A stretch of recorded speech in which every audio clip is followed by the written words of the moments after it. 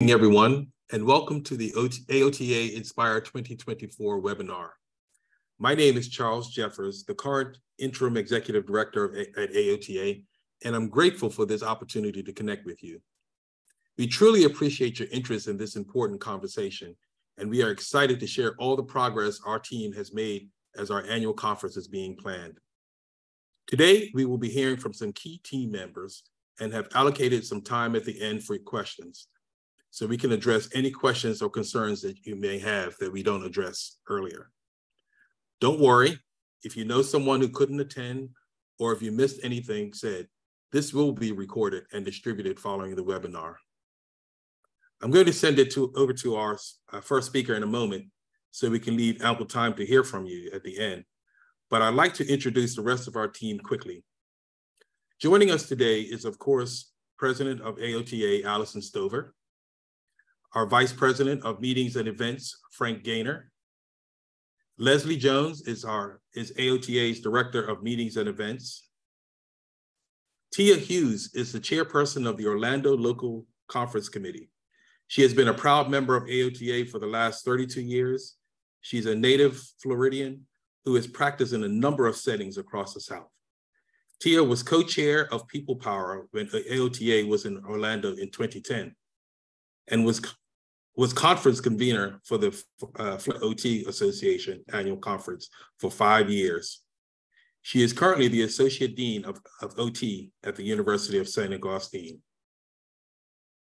And then lastly, we have Vanessa Godino Jackson. They are local to Florida, and they are fresh graduate students from Glenn University, where they received their occupational therapy doctoral degree. For the past 14 weeks during their final doctoral specialty internship, they were at Zebra Youth, a nonprofit in Orlando that focuses on empowering LGBTQ+ youth to thrive, where they focus on advocacy, leadership, and education. During their time there, they worked alongside other advocacy groups and attended multiple Florida Board of Medicine and Board of Education meetings and gave testimony from the perspective of an OT. We're also excited to welcome the folks from Visit Orlando. We've been working closely with Stan Rubens, VP of External Affairs and Senior Counsel, as well as Mike Waterman, Chief Sales Officer.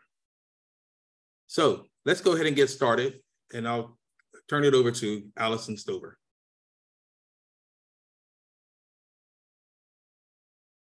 Good evening, everyone.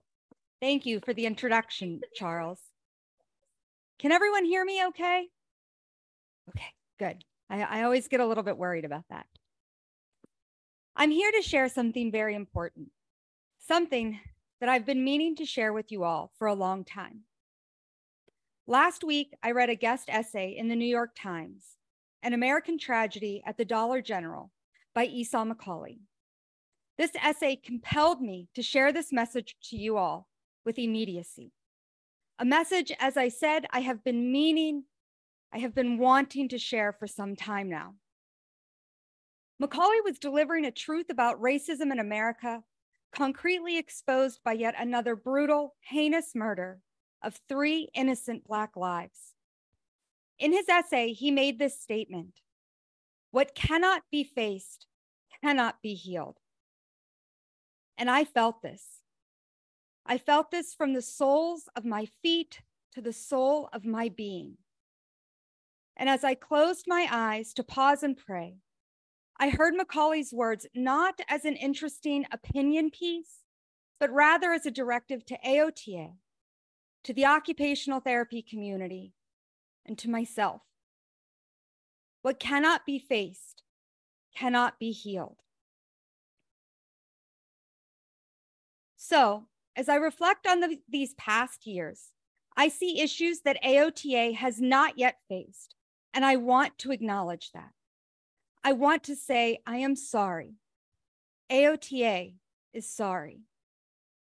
Even though we had tried and done what we did with the knowledge that we had at the time, I want to acknowledge that AOTA, that I, as the president of AOTA, ultimately was not able to do all I could do, to all we could do, to ensure a supportive environment for all of our attendees at Inspire 2023 in Kansas City this past April. I am sorry. AOTA is sorry. I acknowledge that the history of occupational therapy, the history of AOTA, reflects the history of the United States in general, influenced and shaped by racism, discrimination based on disability, gender, sexual orientation, economic status, and so many other characteristics of diversity and intersectionality. Even as we have the great honor to celebrate the 50th anniversary of Howard University's occupational therapy program and the development of the National Black Occupational Therapy Caucus, I am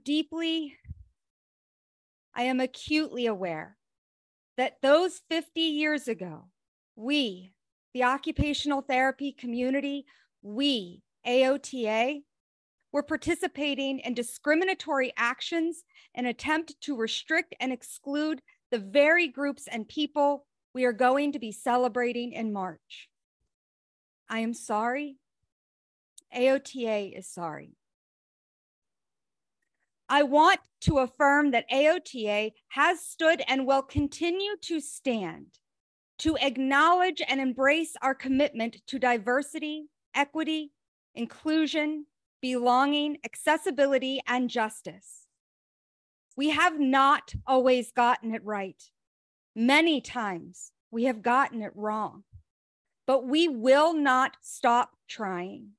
And operationalizing DEI JAB is a fiscal year 2024 priority, not just saying it, doing it. As we embark on this path, we invite you to continue to share your thoughts. They are important to me. They are important to AOTA. They are vital to occupational therapy.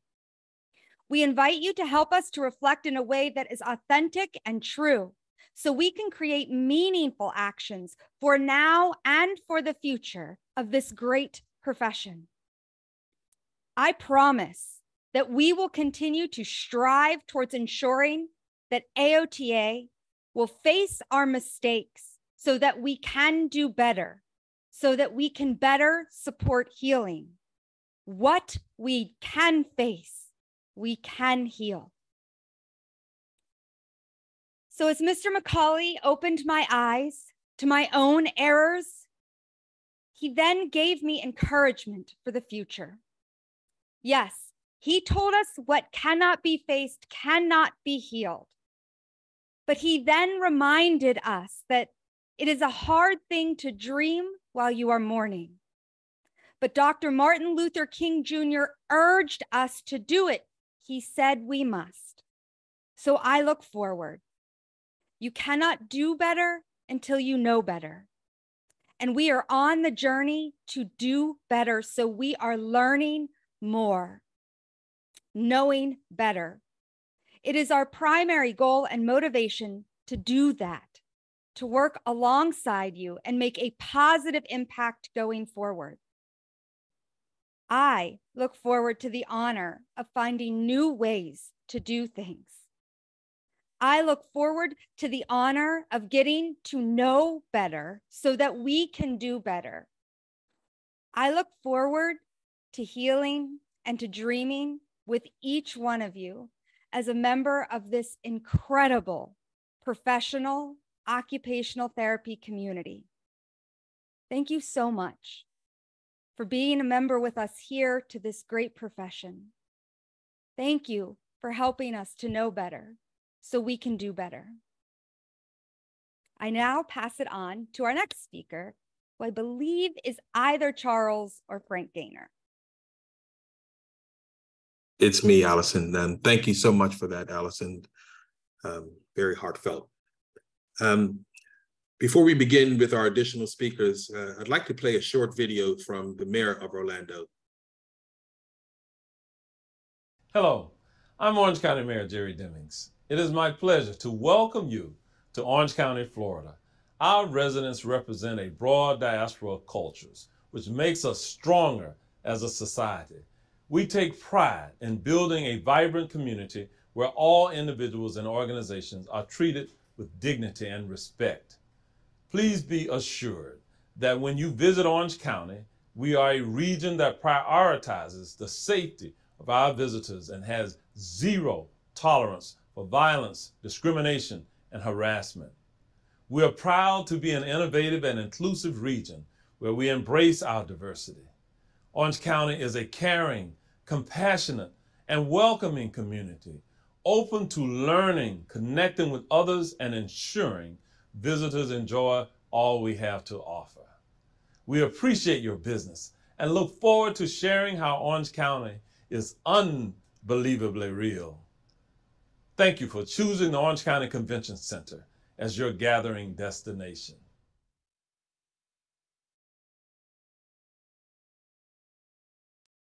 Mayor. Now I'm going to turn it over to our Vice President of Meetings and Events, Mr. Frank Gaynor. Frank? Thank you, Charles. Good evening, everyone. I briefly want to share some of what you can expect in Orlando as far as the programming. We're looking at having 24 concurrent sessions going on at any one time. And last Wednesday, the notifications went out and we accepted, well, we had close to almost just shy of 2,000 submissions.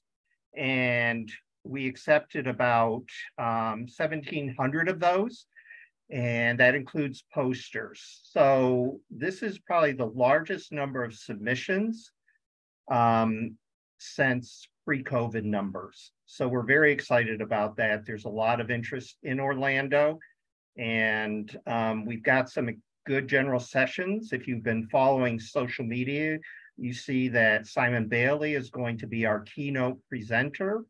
If you register before the end of the year, you could be one of the 5 or 6 practitioners who he reaches out and weaves your story into his keynote address. And there'll be more on that coming.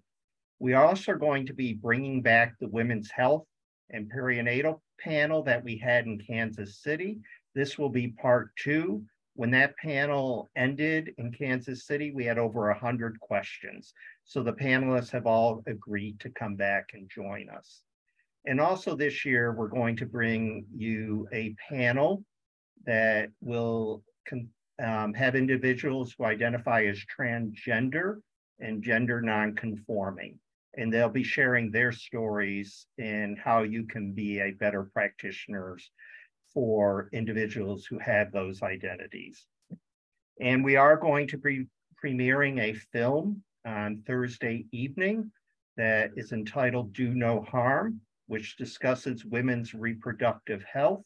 And there will be a discussion after that film presentation. And, you know, we've got a Slagle lecture too, and it's Dr. Anita Bundy, and she just sent me her title, and I love it. It's called Bubble Wrap is for Packages, Not for People, Balancing Dignity of Risk with Dignity of Care. And so Dr. Bundy's looking forward to sharing her Slagle with you all. And then as Allison previously mentioned, we're going to be celebrating the National Black OT Caucus 50th anniversary. There will be a gala on Friday evening in Orlando, and please look for more information when we open registration and housing on October 25th. In addition, we look forward to celebrating Howard University's 50th anniversary as the first accredited HBCU. And as a reminder, if you want, there's still time for you all to present, submit a proposal. The fall call for papers will go live on October 17th and end on November 13th. And there'll be more information on the website. So if you're interested in submitting a Conversations That Matter discussion or a tech panel presentation and posters in that, there'll be more information on the website. Okay, Charles, over to you. Thank you, Frank. Now, I know many of you are interested in this next topic, and so I'm going to turn it over to Leslie Jones to talk a little about what we're doing from a safety and security Thanks, Charles. Appreciate that. So I think the number one question we've received thus far has to do with safety and security. And I know that Mike and Stan are here and they've been in the chat already, very active in responding to people. But I do want to touch on a few things that we are implementing this year for the conference.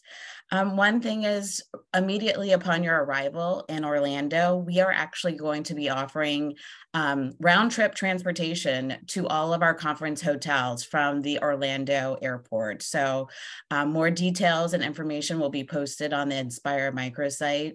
But hopefully this is one initiative that we can take from your immediate arrival at Orlando to get you to your conference hotel and then back to the airport at the end of the conference.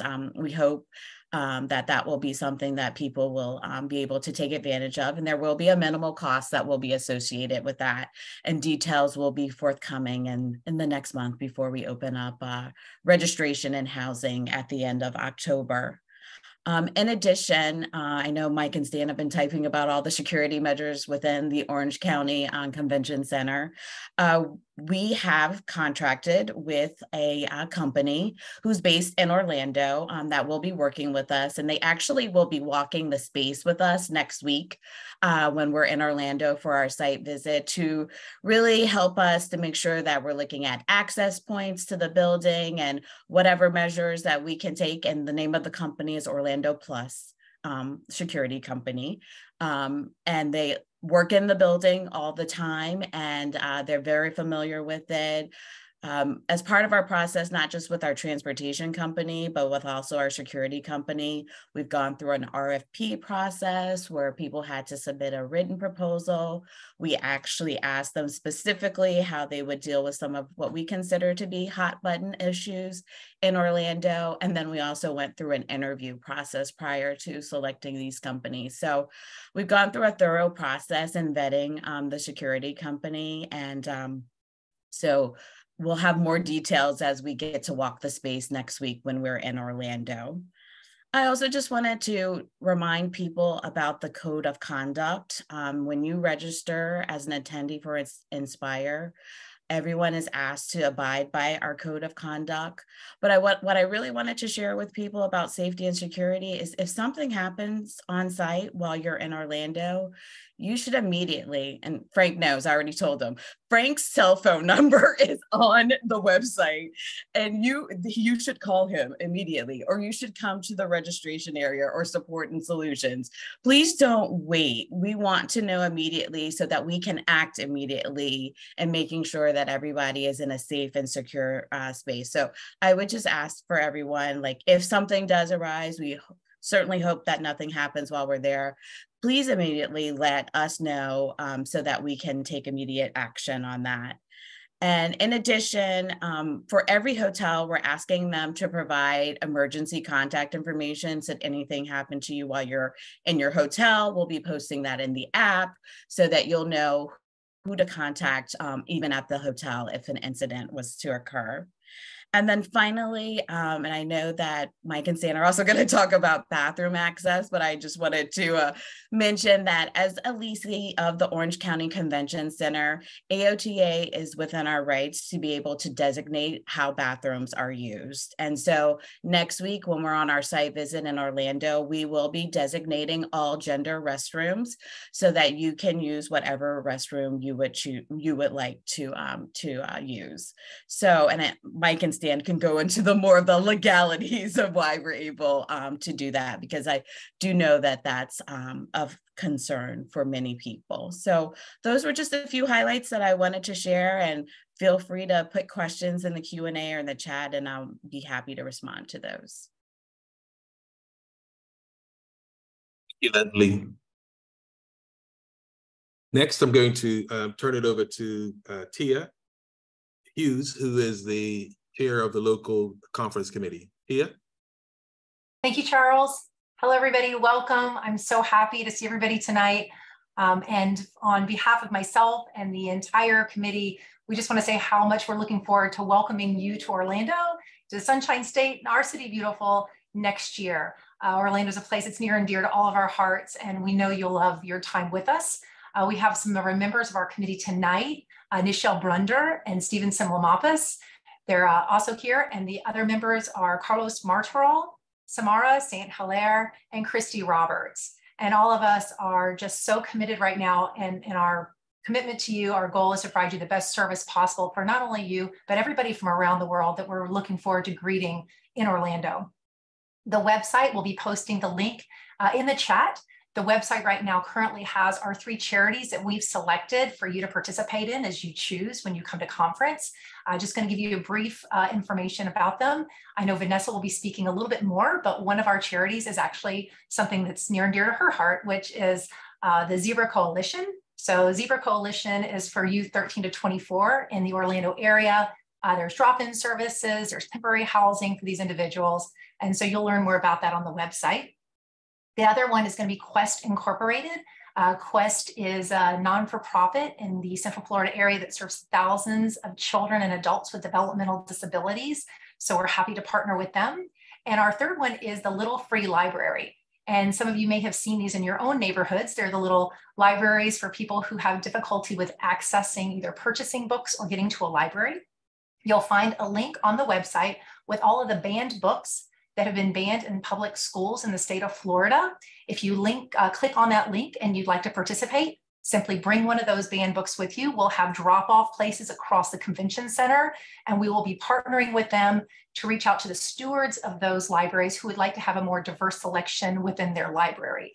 2 in particular are the Indigenous Library Programs and Read in Color. So we're happy to link with those nonprofit. And again, the link will be in the chat for you to learn more about our charities. All right, Charles, next. Thank you, Tia. Some great charities. When Frank shared the list with me, I was so impressed and very appreciative of the work that you all have done to find those. You already did the introduction of Vanessa, so I'm not going to do anything but just say, Vanessa, take it away.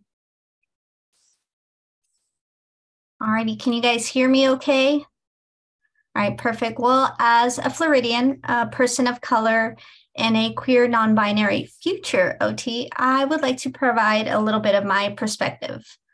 First and foremost, I just wanted to say that I can certainly see why some people may feel uncomfortable coming to the state of Florida, especially given our political climate. However, people who choose not to come should not be vilified. And in that same respect, neither should those who choose to come, because the reality is now more than ever is a time where we need to unite in solidarity. And I can't think of a more beautiful way to create that unity than to have the most amazing profession and all that we stand for here in this state together. I have been very privileged to work alongside some of the largest civil rights groups in my area, such as Equality Florida and the Human Rights Campaign. And during my internship with Zebra Youth, as was mentioned, I quickly learned a few things, and that was that, one, a single person and their laws does not reflect an entire society, even though they're preposterous. Whenever we go surveying, we can see that most of our local businesses and organizations are supportive of our marginalized communities. And when we look at things from a geographical perspective, places like St. Pete, Fort Lauderdale, Miami, and Orlando, those are amongst the most supportive.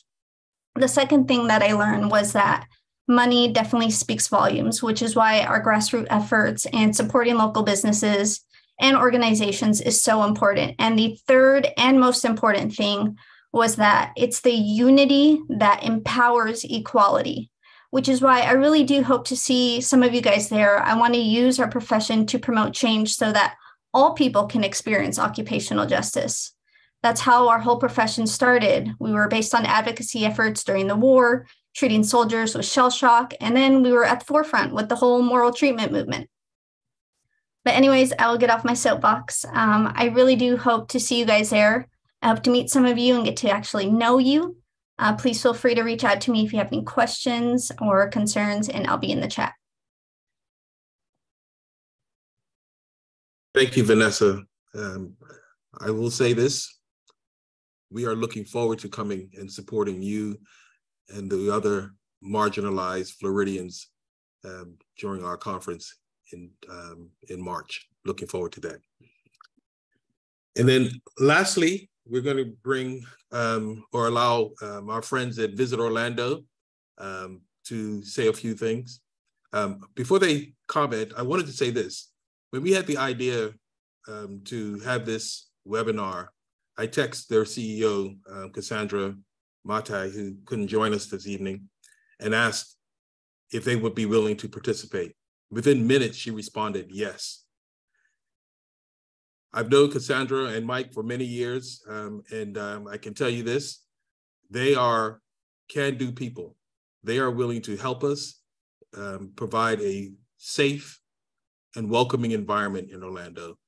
And so I'm so looking forward to being there in March, and looking forward to everyone being welcomed in Orlando.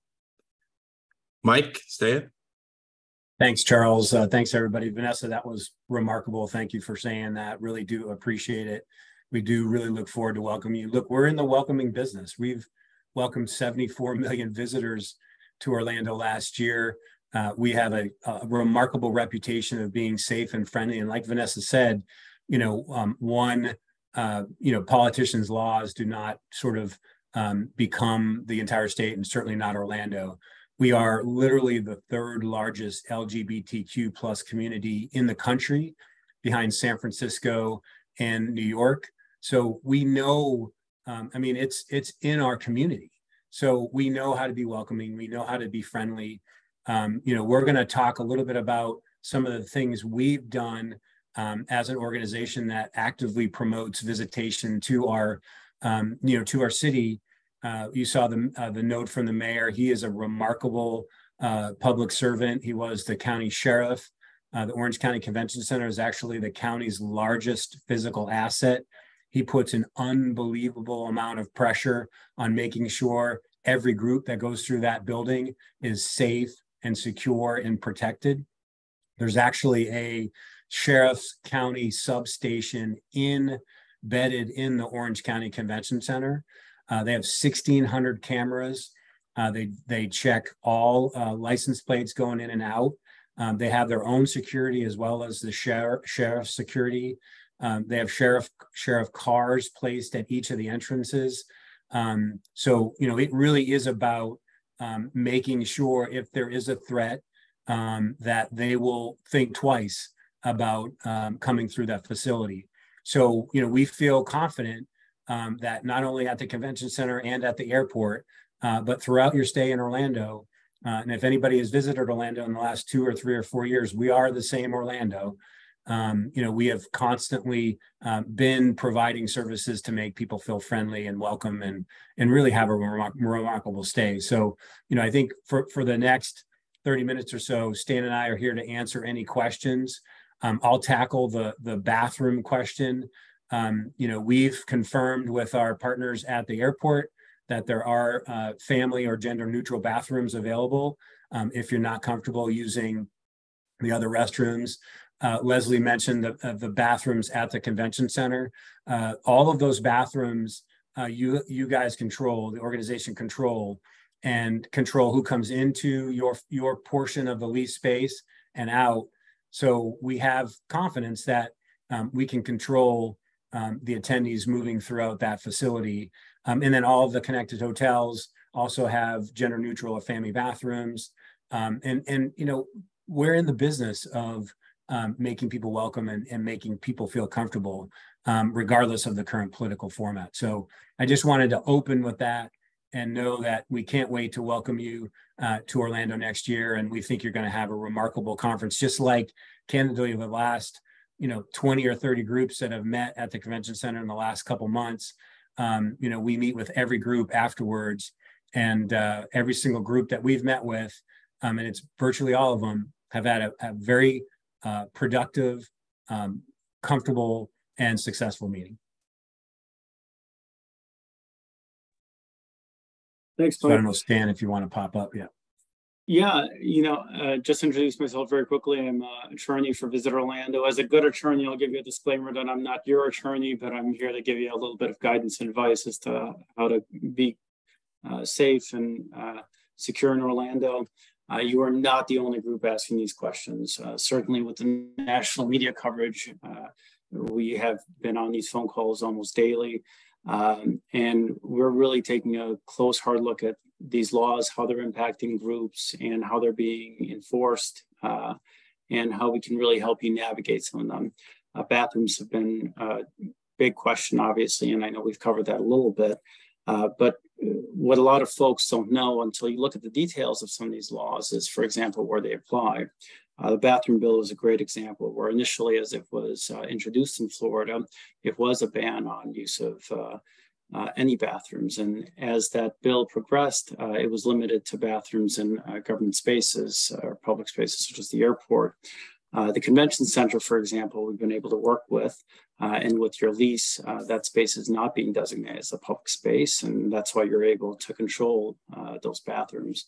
And in fact, there's other good news. For example, with the bathroom bill, we know it has not been enforced in Florida at this point. We're constantly monitoring. Of course, that could change at any point, but we're constantly monitoring these things to help understand. And I will say that Orange County is a unique county. We're not Tallahassee. It's a very blue, supportive county that is very diverse and welcoming.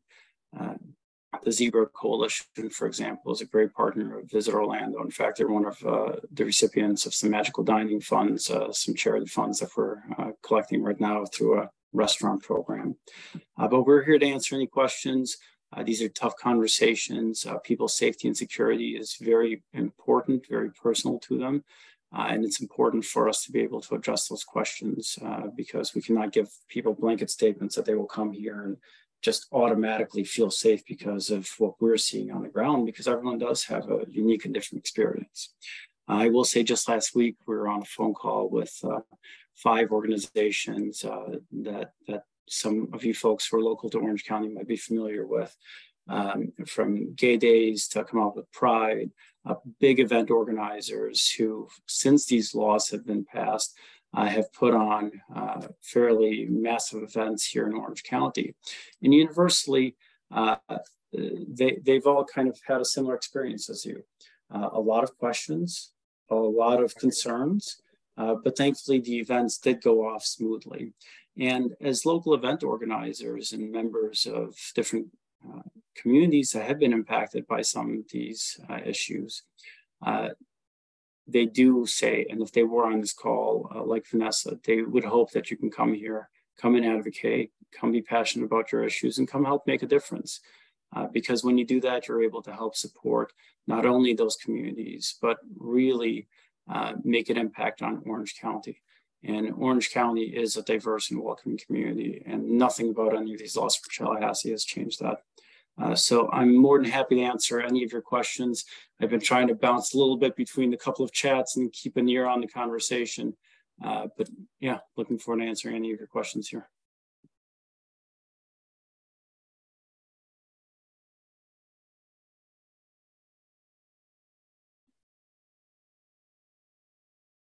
So there's a couple questions that really are sort of, your organization questions. There was a question about, guns be allowed. Typically, the Orange County Convention Center and the hotels connected have a no gun policy.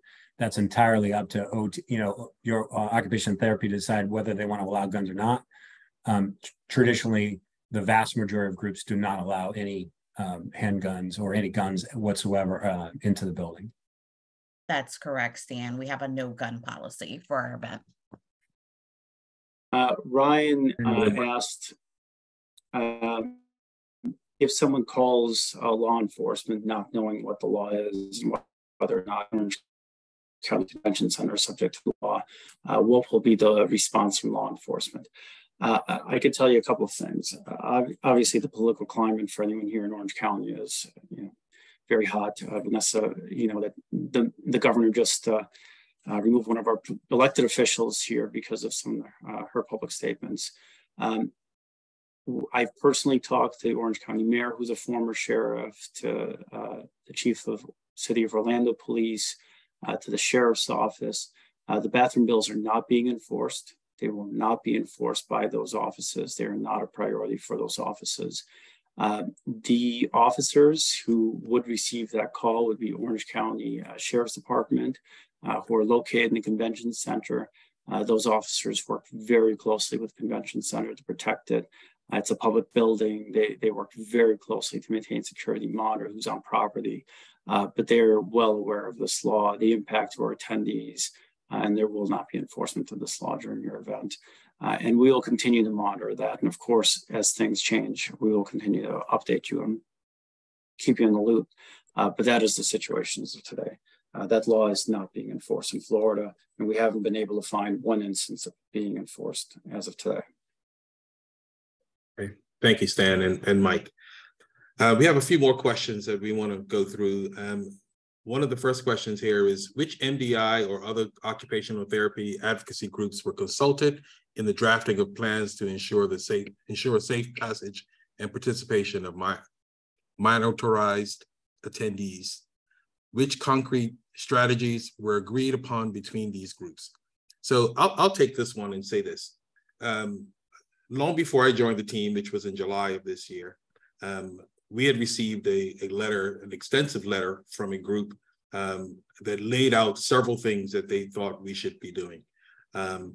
And to be quite honest with you, when I first came on board, I took a look at that letter and I said, some of these things we should be doing anyway. We should be ensuring that all of our attendees are able to attend our events, whether they're in Orlando, DC, Chicago, wherever they are, and ensuring that the people are able to feel welcomed and safe. And so we have taken it upon ourselves, and I should say we, mainly Frank and Leslie and the rest of their team, have worked very hard to put things in place so that people who are looking to come to the conference, as I said, feel welcomed and safe. And so we have gone through that list, and I think we've answered all but about one or two, I think, Frank, if I'm correct. And those that we haven't, we're still looking at those, but we're sitting here on September 6th. The conference isn't until March, and so we still have time to do other things. And then the last thing I would say, Stan mentioned this earlier. These issues are not unique to AOTA. The unfortunate thing is we're seeing, anybody who watches the news for more than 30 minutes, you will see these issues being raised by other groups. And some groups have chosen to take the easy route and flee.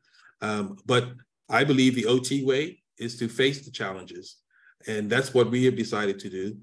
We're facing these challenges, and I think we're doing it in true OT fashion, in a great way. And so I'm very proud of the work that our team has done, and I look forward to everyone coming to Orlando and feeling welcomed and safe and saying, "Wow, this was the best conference that we have been to."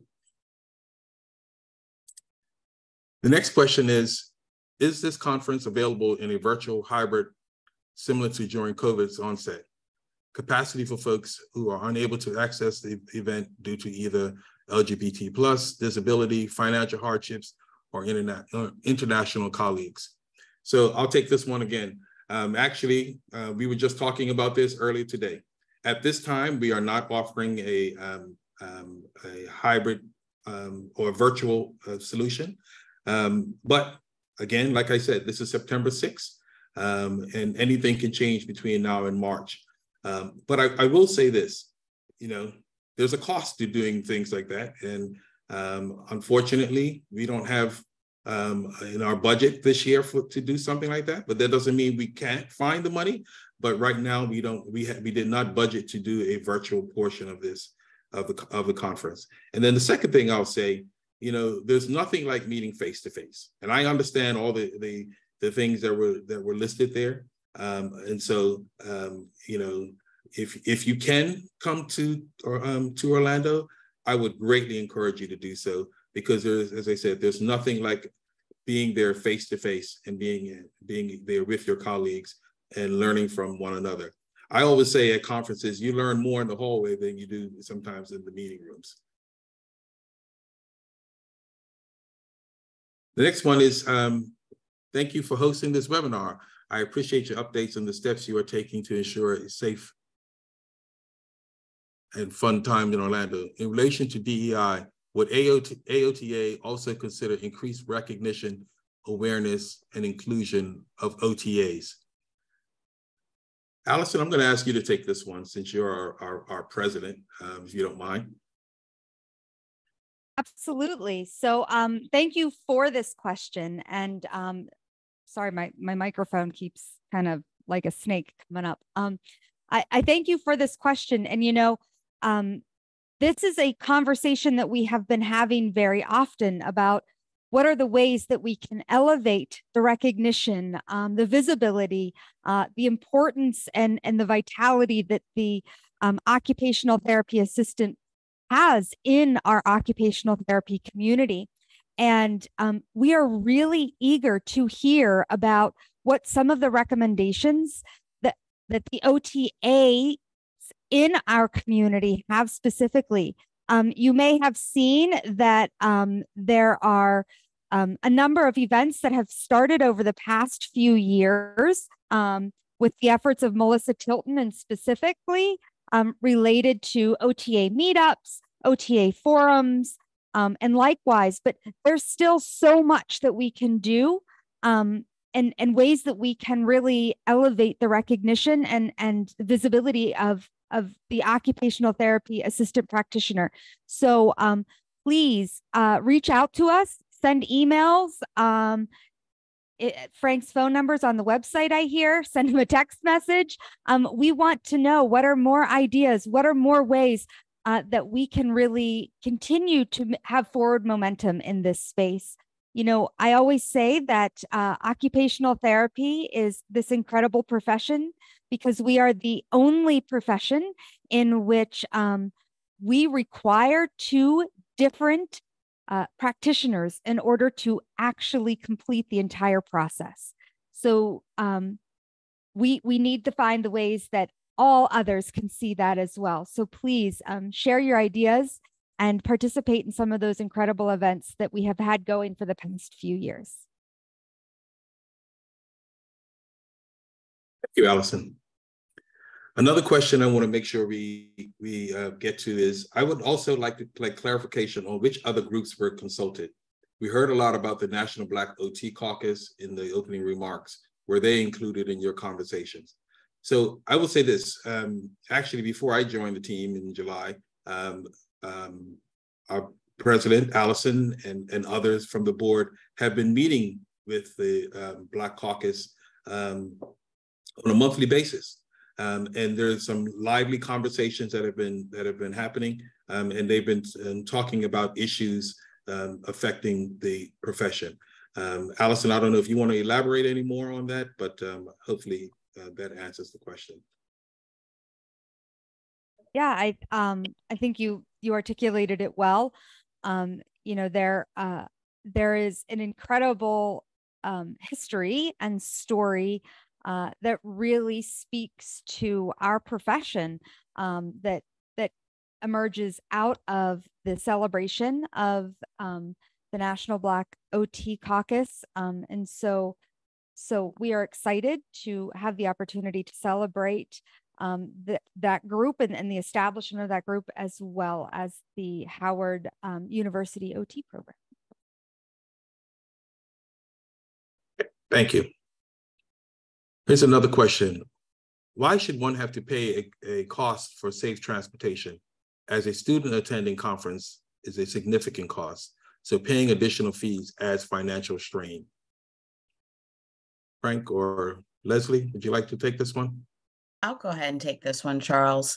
I will tell you, as someone who has Ubered from the Orlando airport to the convention center, our airport transportation is going to be less than the cost of a one-way Uber from the airport to Orlando. So if I believe, and don't quote me on this, I think that the round trip transportation might be $30 or $40, but I definitely know it's less than $50. And like I said, we will definitely post that information. But to me, as someone who has Ubered multiple times at that airport, it's a much less expensive option than taking an Uber or a Lyft. Probably a lot quicker too. Okay. Another question we have is, will AOTA support attendees / presenters if they are there, if there are charges or loss of employment is sustained from conversations about existence of LGBTQ plus occupational needs and supports and best practices? Charles, can I take this question? Sure, Frank, thank you. Okay, AOTA has a long history of supporting folks who may have experienced a medical situation, loss of employment, and other issues. You just need to reach out to conference@aota.org and we'll have a dialogue with you. But we have a long history of doing this. Thank you, Frank. The next question, Leslie mentioned that the company that was hired, Orlando Plus Security, would address the hot button items. What are those items specifically, and how will they each be addressed? Sorry, I was trying to get to my unmute button. My mouse was stuck. So if you looked at our FAQs on the website, we've addressed some of the issues in terms of, as an organization, how we expect our attendees to be treated. We also know some of the, what I consider hot button items are how people of color are treated, how members of the LGBTQ community are going to be treated. And so we have really questioned in our interview those who are working with us on, like, if a security officer was not to treat a member of our attendees in a way, how quickly would they be removed? So we've just asked both the transportation company and our security company to explain to us how they would address those issues with removal of anyone that we consider to not be abiding by our policies and how we expect people to be treated. And I would just like to add, we've had situations at other conferences where we may have had a staff member of one of our industry partners that we didn't like or approve of their behavior, and they were let go immediately. Thank you, Leslie and Frank. The next question is, what will AOTA's response be when / if OTPs create an unsafe environment for other OTPs during conference, whether it's a speaker, a board member, or even an overheard conversation by other professionals? Frank, you want to take that? Sure. We've unfortunately have had this experience in the past at other events. The first thing you need to do is reach out to myself or Leslie or go to the registration area, and they can certainly locate us, and we will deal with the situation. Again, we've had this happen in the past. We have systems in place to deal with it. So this is not, unfortunately, something new to us. Okay. Thank you, Frank. Next question, what percentage of us as practitioners are providing women's health? Not that we shouldn't be proving these services. I think providing these services and be involved. It sounds like a focus at conference that very few are involved. What about our movement to return to our mental health roots? This covers all persons. Is it because 95% of members identify as female? Allison, would you mind taking this one? Yeah, I was just going to take that one. So, I think that one of the things that we need to recognize is that mental health and our roots in mental health exists regardless of what population in which we are working with. And so it's never absent from the conversations and presentations in how we are doing our work. I don't have any numbers specific to how many or what percentage is working in the area of women's health or that idea of pelvic health. But what I do know is that we have seen an increase in the number of individuals that experience pelvic floor disruption and dysfunction, that we've seen an increase in the number of women who are experiencing poor birth outcomes or lack of support during pregnancy. And we know that this is a space where a need exists and occupational therapy can provide a meaningful resource service and opportunity to walk into wellness. And so it's an important topic, as it is a topic within our community, within our society, that individuals are experiencing a lack of access to what is needed for their ability to participate in wellness. And because of that, let's share our way to move into that space. There's many different, as Frank talked about earlier today, there's many different topics and many different sessions that will be occurring throughout the entire conference. And I encourage you to find those that are of interest to you, but I also encourage you to find those that maybe you don't know as much about. I've had a great opportunity to learn about the experience of what our pelvic health colleagues are doing, our pelvic floor health colleagues are doing. And, you know, as a mother and being able to participate on the board with some other new mothers, I've also had the very personal experience of how disrupted maternal health can be. And so I was eager and excited to learn about this, and I encourage others to also and enjoy all the great knowledge and learning that'll be shared. Our profession is vast and it's important. And so let's hear all the spaces where we're doing the good work. Thank you, Alex.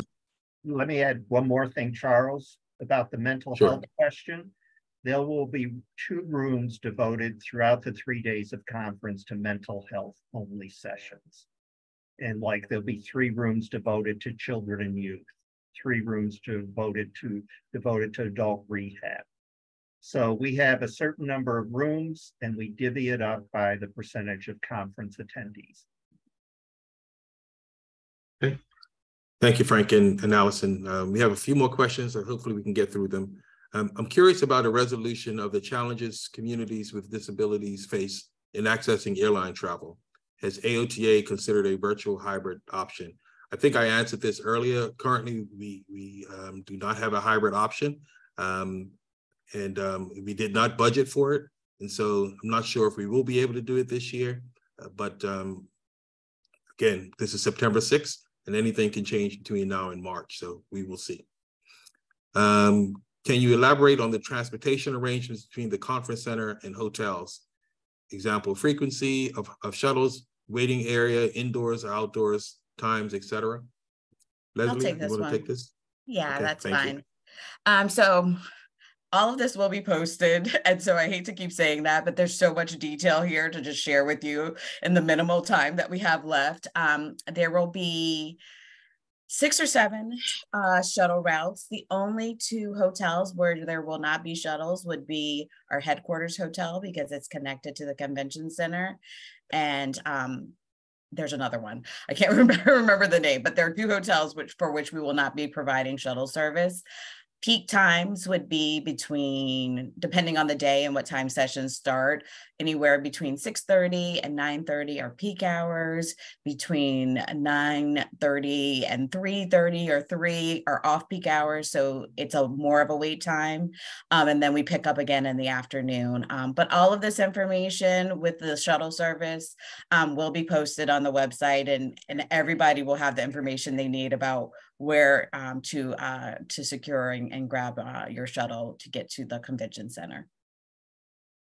Thank you, Leslie. Thank you. You mentioned, Leslie, about the GPS so people will know. Yes. Sure. Okay. So for those of you, I saw someone mention the shuttle service in New Orleans was a nice shuttle service. In New Orleans, we were able to do this as well. It's actually a GPS on all of the buses. So you will actually be able to determine where the bus is, how far away it is, and when the next stop will be for that particular shuttle. So that's something that our transportation company has been able to equip all of their buses with, and that's something that'll be available to all attendees who will be using the shuttle service. Okay, great, thank you. We have 5 minutes left, so let's see how many we can get through in this time that we have left. Will there be entrance security gates? Not sure if I quite understand the question, but when you enter— I was hoping you did, because I didn't. I think if the question, when you enter the building, you would come into registration. You have to get a badge when you get to registration. And then our security team would be checking to make sure that everyone, once they pass through registration, is wearing a badge at all times. And they would be monitoring that. I hope that answers the question, but type in the chat. If I can add, we had a discussion about whether or not we wanted everyone wanded when we came into the building, and we decided that that would not be necessary. And plus, it would create huge bottlenecks for people to get to where they needed to go. And there are a number of different entrances into where people need to be, where the shuttle bus is going to drop them off, where they're going to be walking over from the Rosen Center, and also access to the food court. And it would create huge bottlenecks. And so we decided not to do that. Hey, Charles, there was a quick question on, are there other potentially controversial groups that are in the building around your time? I'm happy to report Global Pet Expo, which is a amazing international pet product show, will be kind of winding down as you guys start your show. Definitely not controversial and really a lot of fun. And secondarily, there's another medical group also in the building, not, at all controversial. So that should not, the other groups in the building should pose no risk to your group at all. Thank you, Mike. Next question is, President Stover mentioned the critical importance of actions being more important than words. How is AOTA planning to encourage, promote, and create space for organized and peaceful social justice and occupational justice activism during the conference? Frank, do you want to take that? Or I don't think we had any. Frank, if I just start, yeah. I think we saw in the chat that there were some incredible ideas being shared. Vanessa had started quite the conversation that I'm excited about. And there were some really, I thought, inspiring and meaningful opportunities to engage in this type of advocacy. And so, I would encourage having that kind of conversation. How can we do some of these events? How can we bring them together? And how can we elevate some of the voices and the representation that needs to be said? So I don't know that we've got anything specifically designed, but I think that even here on this call, we've seen some organic happening of how this could look. And Vanessa, I see your hand raised, so I want to go ahead and turn it over to you. Yes, I just recently commented in the chat box on somebody who was talking about, the potential of a drum circle. And I've never participated in that, but the fact of like the loud banging and the drums, it does create that ambience. And it made me think about how I could probably potentially, just an idea, the photos and the uniting and showing up in solidarity, waving the flags or affirming posters and stuff, that would be great. But even if I could talk with like maybe Equality Florida or the Human Rights Campaign, and we can make an official event hosted, and we can do like a march for occupational justice, and we can walk down the street. I need to look at the map geographically to see where it's at, but the weather should be nice in that time, so it won't be super sweaty, but I think it could be a potential. And let me just add that this is good timing because Leslie and I will be in Orlando next week for our final site visit. And we will certainly have this conversation with the Orange County Convention Center folks and look for an appropriate space. We can help with that too, sure. All right, great. Thank you. I know it's 9 o'clock, but we have a few more questions, and let's see how many we can get through. To follow up to my question, has the board been in conversation with COTAD about the letter? Which specific items are still left to address? I think the only question or item that wasn't addressed from that letter was about having attorneys on site. We didn't think that was necessary. And especially in today's world, a phone call is just as good. But we don't anticipate any issues. that will require an attorney. And I think, was that the only one, Frank? Yes, okay, thank you.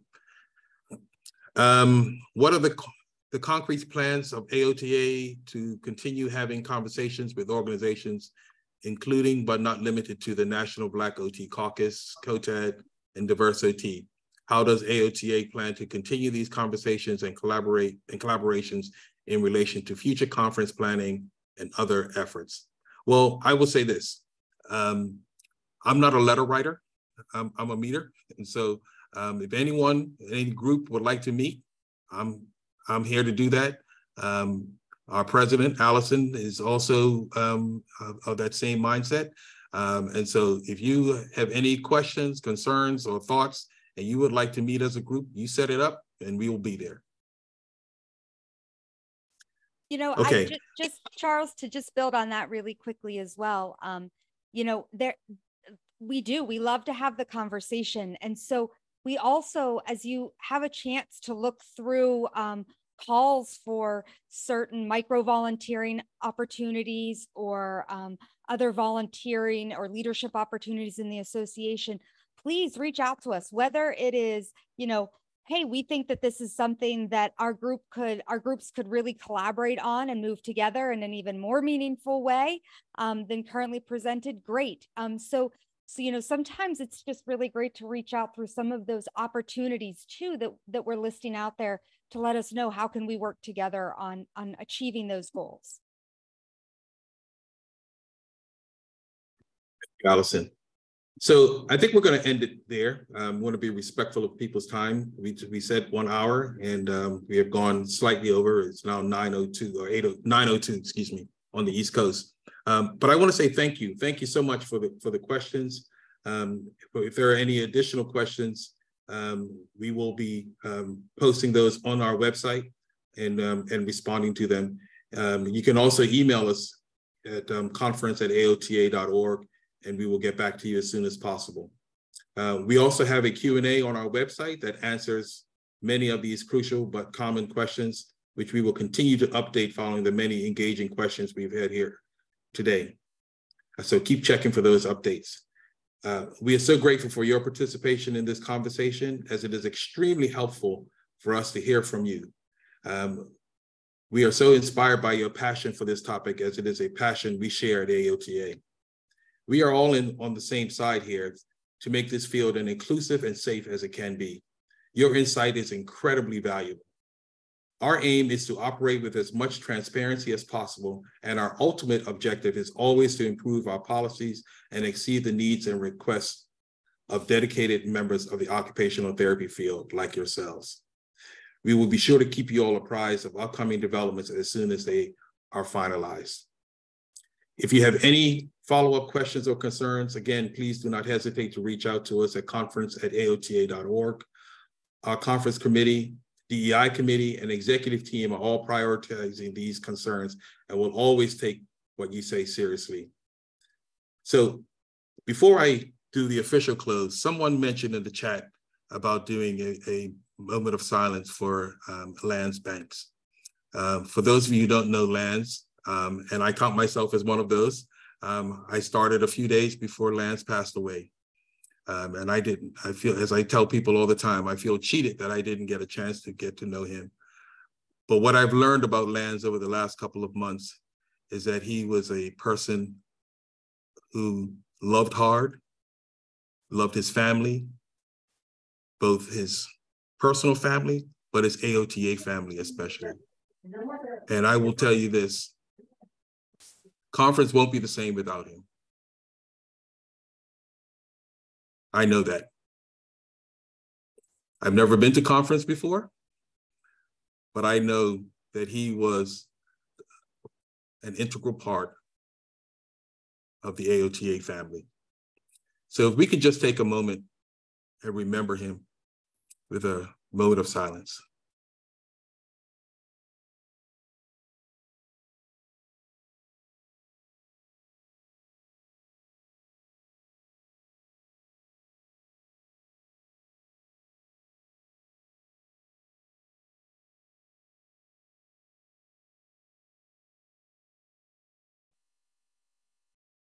Thank you. We will be doing conference Charles, to honor. Oh, Charles, I just wanted to say one thing.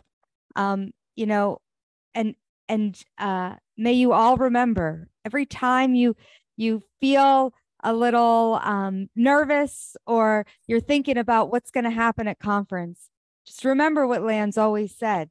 We got you. And remember that. We got you. Yes. Yeah. Thank you, Allison, for that. As I started to say, we will be finding ways to honor Lan's at conference. So we look forward to you all joining us in Orlando in March for Inspire 2024. Thank you all again so much for your time this evening. Really appreciate you. Thank you for your engagement and look forward to seeing you in Orlando. Thank you. Bye-bye.